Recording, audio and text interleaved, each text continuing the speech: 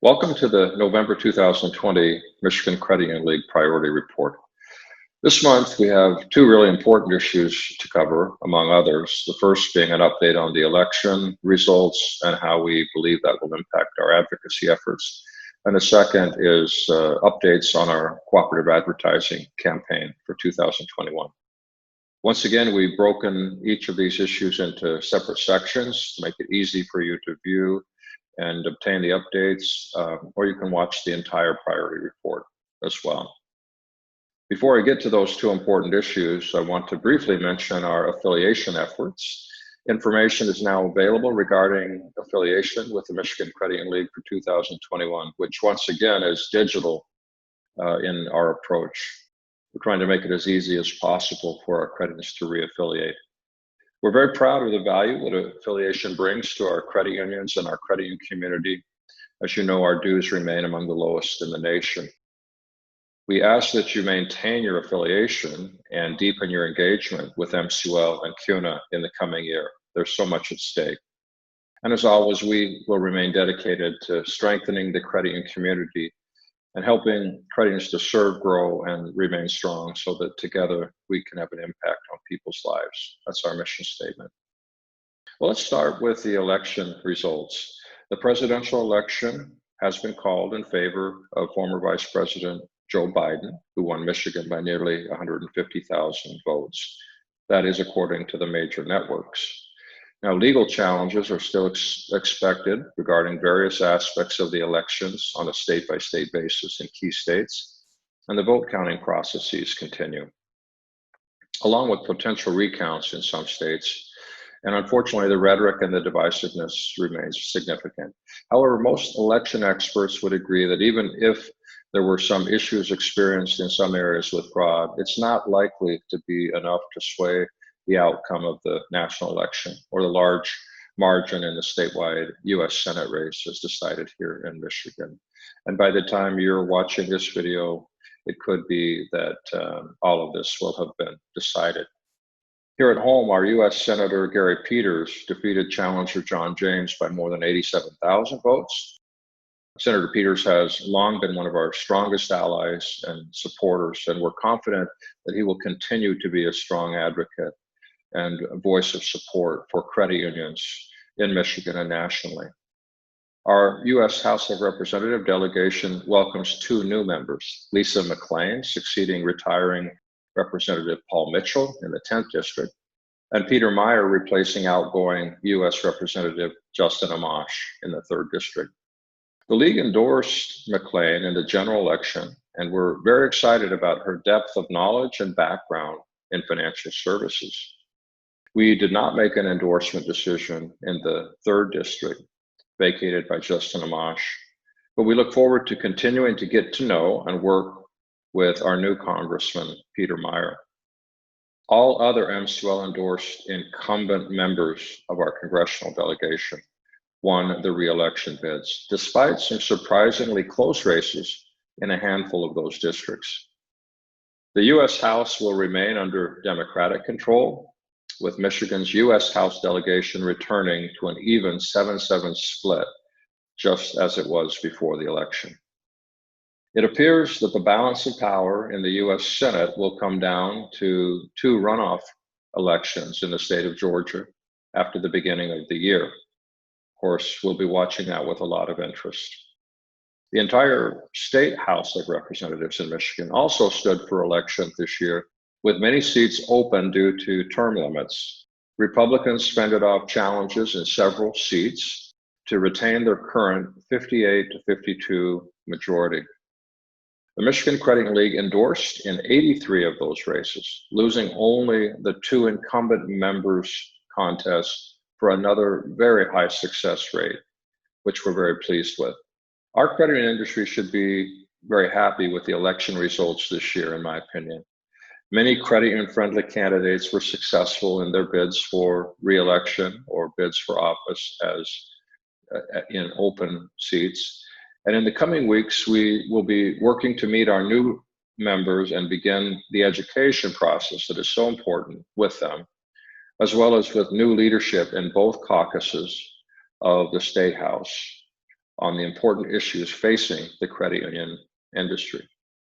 Our team is extremely optimistic about what is to come in 2021 with the new legislature and the new Congress.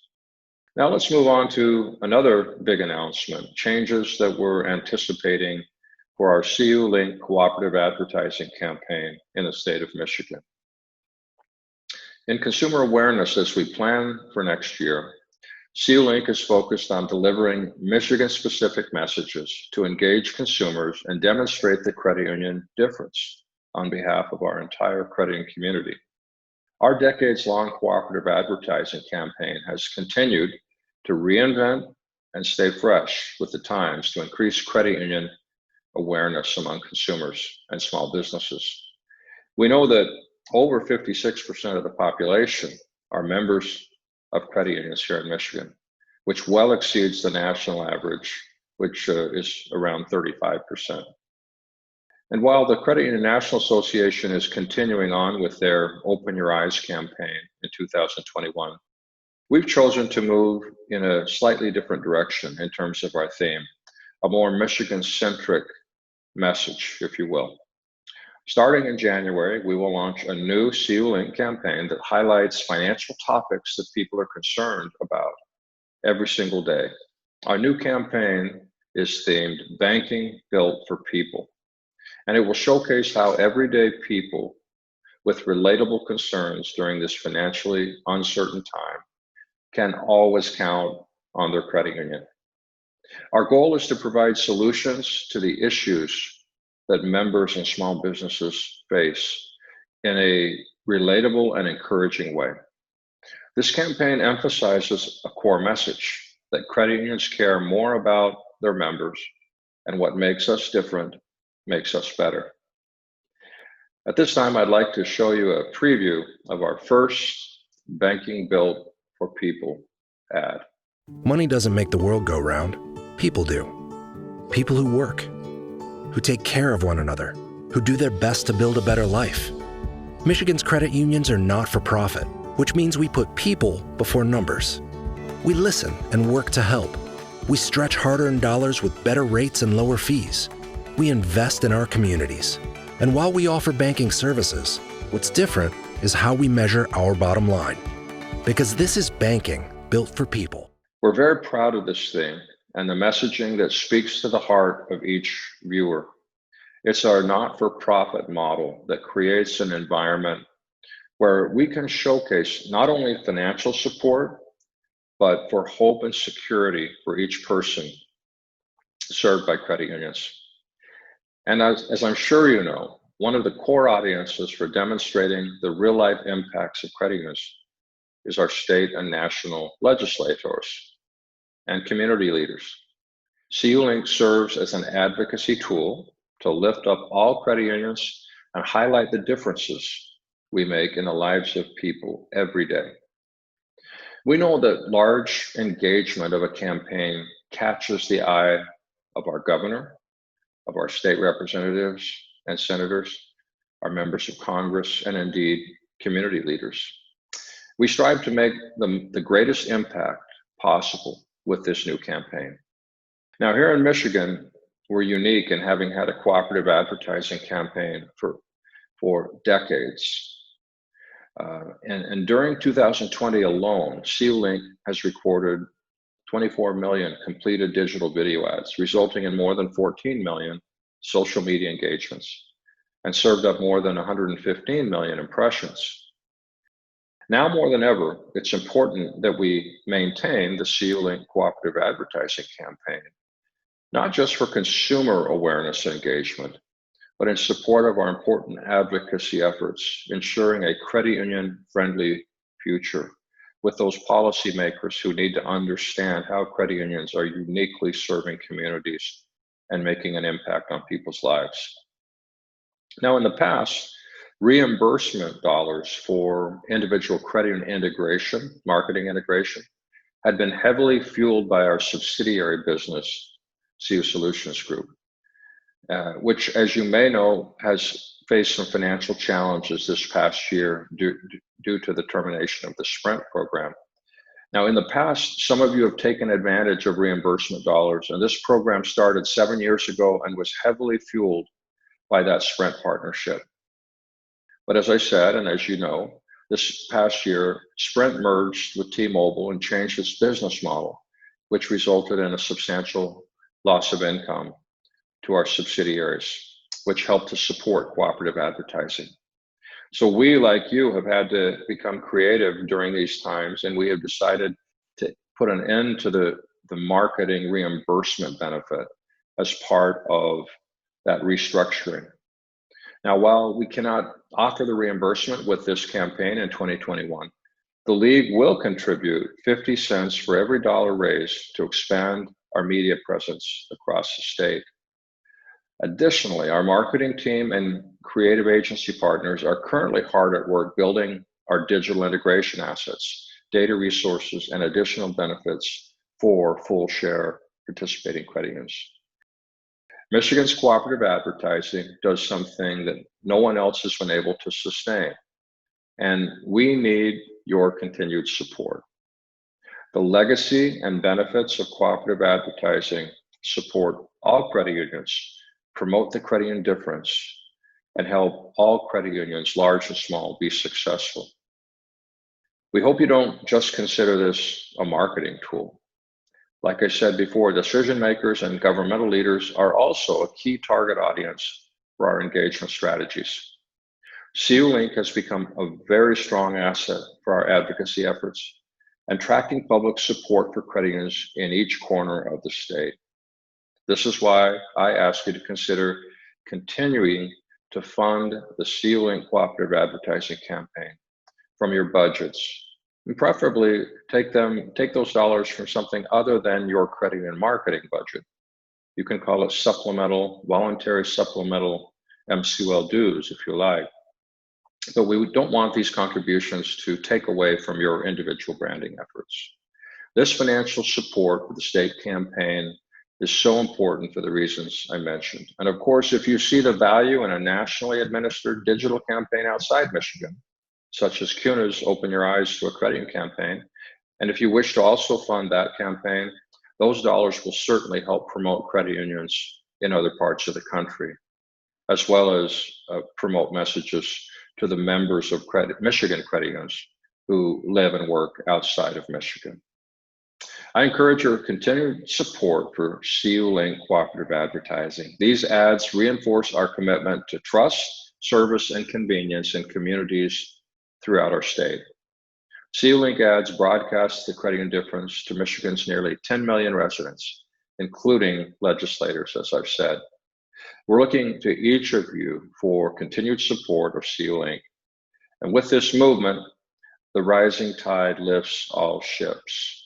This is a great example of credit union collaboration and cooperation in an important area of interest for credit unions. Now let me talk about federal advocacy. In October, the White House and Democratic leadership in the House of Representatives made some progress on a Phase 4 stimulus bill before the election, but were ultimately unable to come to a complete agreement prior to that very political event. Major sticking points continue to be the overall cost of the legislation, although they're getting closer on that issue, so we hear. The amount of funding for state and local governments, COVID-19 liability protection for businesses and organizations, and the appropriate amount of federal unemployment assistance for consumers. Now, while it's clear that we will have a new president in 2021, and Democrats will keep their majority in the House of Representatives, we won't know until January 5th or so of 2021 which political party will hold the majority in the US Senate for the next 2 years. Following the November 3rd general election, there are 2 US Senate seats from the state of Georgia that remain undecided. The outcome of those elections with those 2 seats will ultimately determine which party controls the US Senate. Now, provided that no candidate in either race was able to garner more than 50%, which is looking to be the case, there will be 2 runoff elections in the state of Georgia for those 2 U.S. Senate seats early in January. This election looms large, obviously, as it will ultimately determine the balance of power, not only in the U.S. Senate, but in Washington, D.C. overall, thereby impacting credit unions' advocacy agenda, as well as the agenda politically for the entire country. As it stands currently, Republicans hold 50 of the 100 U.S. Senate seats starting in 2021. However, provided incoming Vice President Kamala Harris would cast any tie-breaking votes in the Senate, Republicans need to pick up at least 1 more seat to get to 51, so they maintain their hold on the chamber.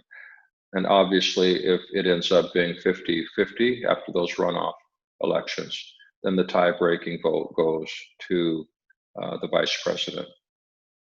In terms of Congress's agenda for the remainder of 2020, leadership from both parties and the White House have expressed a desire to pass a Phase 4 stimulus bill during the lame duck session. That said, there are significant differences between Republicans and Democrats on several key issues, including state and local government funding, liability protections for businesses, and enhanced unemployment benefits. With the outcome of the Georgia runoff election unknown until after the new year, it's likely we will see congressional leadership from both political parties try to leverage the situation politically in order to get the best possible deal for their respective sides and the respective agendas, which differ greatly between the Democratic and Republican parties. Now on to state advocacy issues. At the state level in Michigan, MIOSHA and the Michigan Department of Health and Human Services have issued emergency rules that address social gatherings, mask usage, and workplace safety requirements. Our Department of Insurance and Financial Services also issued a bulletin to this end. Generally, the new rules that have been issued by these departments reinstate much of what was included in the governor's prior executive orders, including the mandatory mask requirements. These rules have been summarized by our team and are available on our website, along with other helpful COVID-19 resources at mcul.org. Or if you have questions about those important bulletins and information updates, please don't hesitate to email or call us at the League. The legislature retuned shortly after the Supreme Court ruling was handed down and codified a number of COVID-19 executive orders, including new legislation pertaining to the electronic and remote notarization procedures under the orders.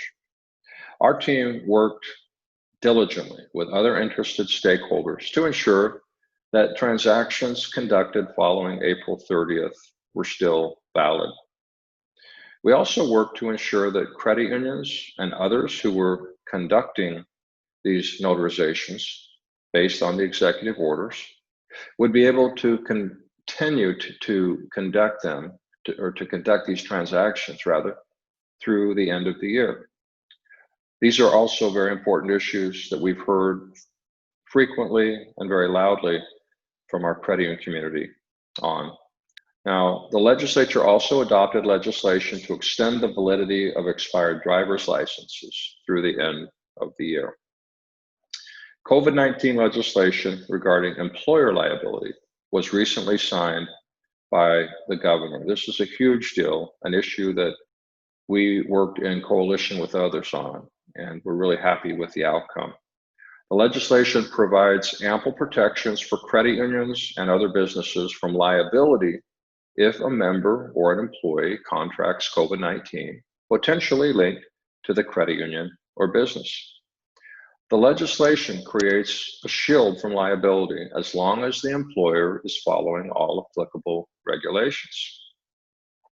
It also aims to ensure that employers will not be subject to frivolous lawsuits related to a member or employee's potential exposure to COVID-19 while on the premises. This is an issue that the business community, including credit unions, have all been working on together, and we're really pleased that at the state level, we now have legislation to provide those protections. Now, in regulatory affairs, our team continues to work with compliance professionals and the compliance network to host meetings with industrial officials and relevant departments to address various topics related to ELT implementation, examinations amid the pandemic, net worth ratios, and paycheck protection program loans and loan forgiveness, among many, many other things. The first meeting will feature representatives from the Secretary of State's office to address questions surrounding the mandatory implementation of ELT starting in March of 2021. We know this is an issue of great importance to our credit unions, and we're glad to be participating in a process to provide the information that is so vitally important. The second half of that first meeting will be with our DIF's credit union director, Denise Schulteis, and representatives from DIFs to talk about examinations amid the pandemic and other questions and concerns that our credit union community has. We're also tracking emerging regulations from the State Department of Health and Human Services on mask and PPE requirements for businesses, as well as Michigan's Occupational Safety and Health Administration, or MIOSHA, guidance on workplace safety. We had a very successful meeting with Sean Egan, the Director of COVID-19 Workplace Safety at MIOSHA, and he was able to address credit union concerns and questions and provide some additional input and clarity on this subject. MIOSHA has also issued an FAQ to help address related questions, and a link to that FAQ is available on our website in our information center. Our team has partnered with various business and trade entities on a letter to address outstanding questions not answered by the FAQ. As more detail from MIOSHA and the Health and Human Services Department is available, all of that will be updated on our COVID-19 response webpage at mcul.org. Regarding the Michigan Credit Union Foundation, we recently welcomed this year's graduating class of 68 certified financial counselors. Along with providing 23 full curriculum scholarships, the Michigan Credit Union Foundation also funded the training enhancements for each of this year's participants. These include funding a live group training session, which was conducted virtually this year, like just about everything else we're doing, and a new web portal stocked with training webinars and financial counseling resources.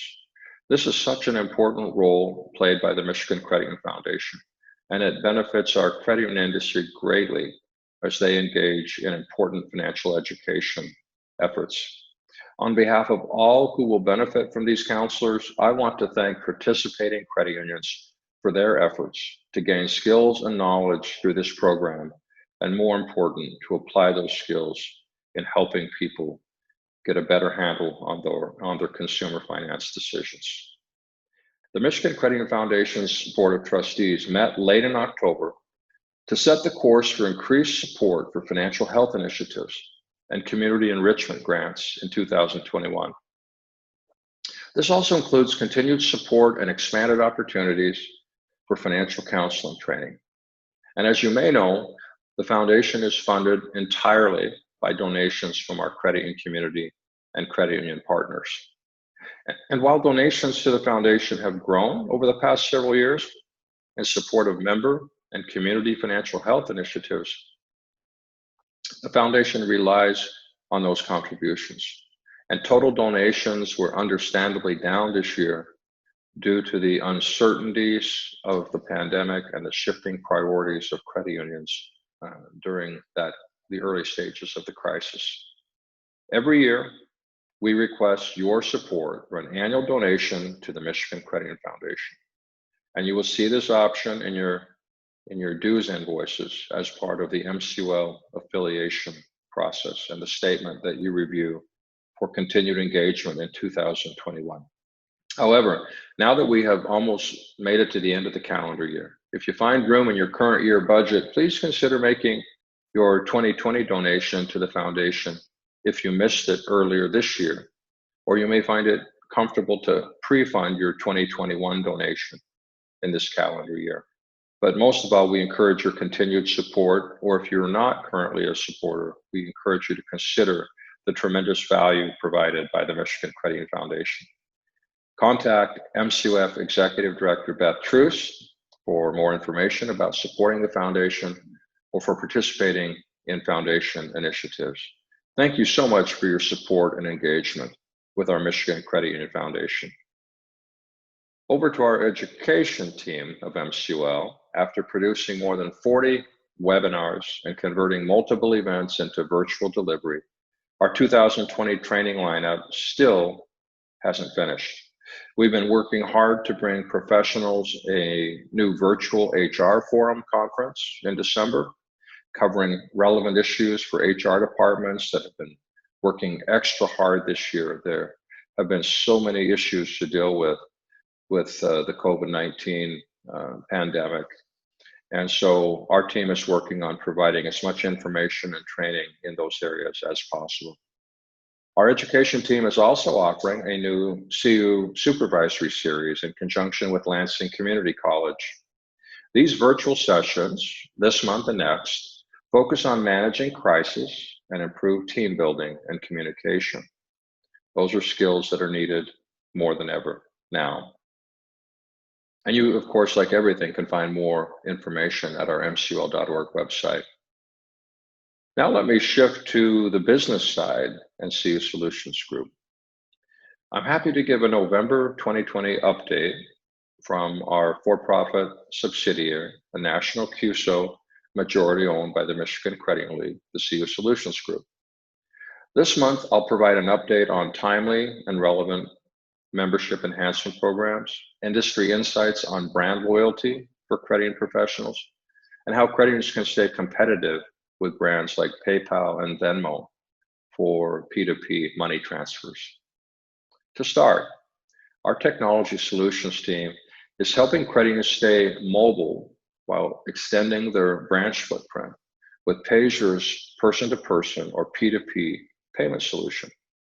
Pager's secure, real-time P2P payment service has an exceptional mobile app user interface and user experience. We think on par with other popular P2P platforms like PayPal and Venmo and Cash.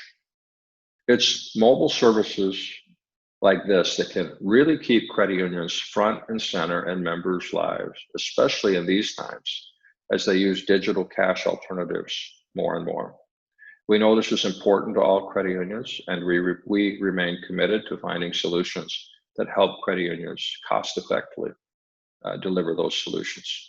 Now, last month, Technology Solutions also announced continued growth in mobile-first and remote capabilities by executing on a new partnership with CalcXML, a premier provider of highly customized financial tools and calculators, including its product FIST, a comprehensive and proprietary financial wellness index.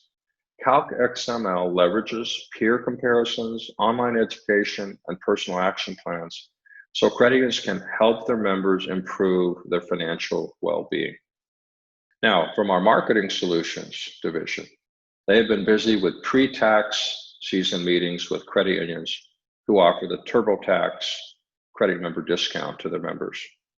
Pre-season preparations include our Marketing Best Practices webinar, which highlights the importance of implementing key marketing tactics at critical times to grow member engagement with the TurboTax program.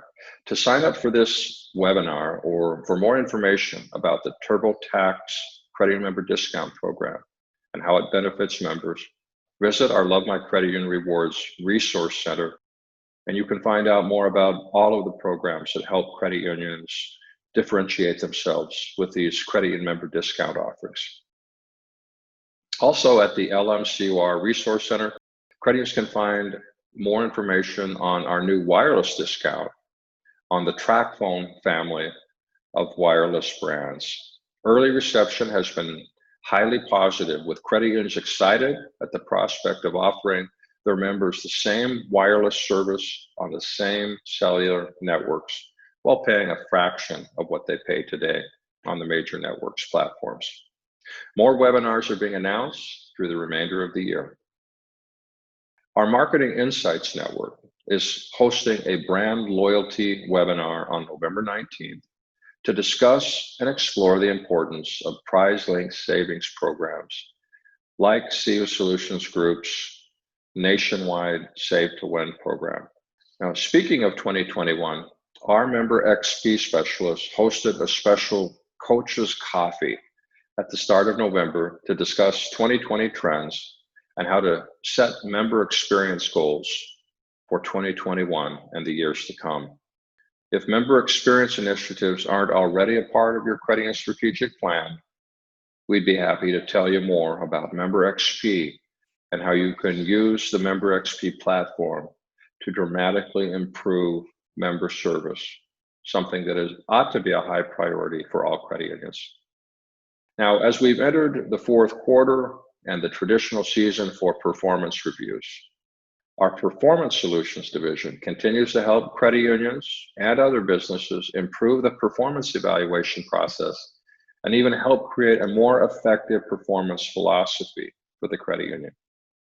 Everything from intuitive dashboards and workflows to a framework of regular micro reviews throughout the year are helping credit unions better connect with their employees and harness their talents. And of course, all of this can be found in our core performance solution, Performance Pro, used by hundreds of credit unions and other businesses across the country. Performance Solutions has also worked to provide a stronger and more seamless integration between the Performance Pro product and Compies, our compensation solution that provides credit unions with the tools, information, and consulting needed to manage salary administration. Fully integrated Performance Pro and Compies create this comprehensive and user-friendly system proven to help credit unions attract, retain, and develop top talent at every level of the organization. Again, this priority of talent acquisition and management and performance review and compensation management all feeds into talent retention, which is such a huge priority for credit unions.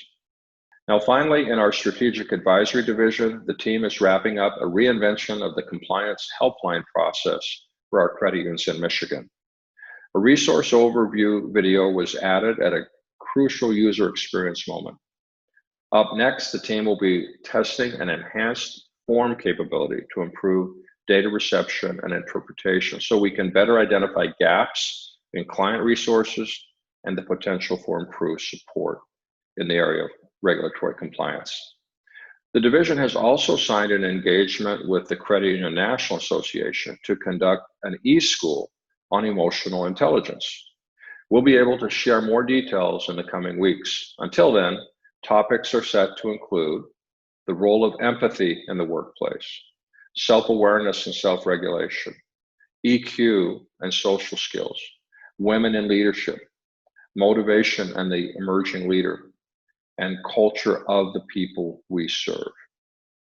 Those are all topics that credit unions are really thinking a lot about right now. Well, that's it for our November MCUL and CUSG priority report. Thank you for making time to join me and hear about our latest developments and offerings. If you have questions about anything I've covered, please reach out to me via email or via my cell phone or by checking out the information on the website or contacting a member of our team. We'll see you in December with the final report of the year and what we're looking forward to in 2021. Thanks for listening.